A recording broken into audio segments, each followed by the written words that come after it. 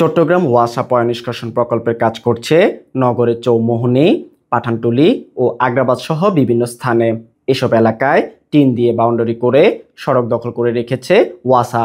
এতে যেমন সরকারের কোটি টাকার সড়ক নষ্ট হচ্ছে, তেমনি তীব্র যানজটে অতিষ্ঠ হচ্ছে নগরবাসী।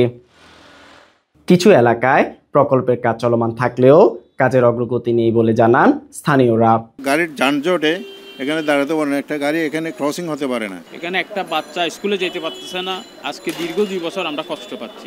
যে কাজ 2 দিন হবে এটা 2 বছর হচ্ছে না।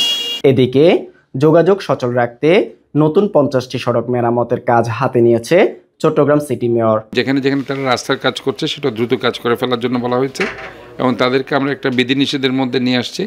তাদেরকে আমরা ট্রাই করছি যে আমাদের যে একটা টিম আছে ওয়াসা, পানি উন্নয়ন বোর্ড এবং সিটি কর্পোরেশন, চট্টগ্রাম উন্নয়ন কর্তৃপক্ষ, এই টিমটার কোঅর্ডিনেশনের মাধ্যমে যাতে তারা কাজ করে। কাজের আগে টিনের বাউন্ডারি দিয়ে সড়ক দখলের বিষয় জানতে চাইলে ক্ষিপ্ত হয়ে ওঠেন ওয়াসার এই কর্মকর্তা।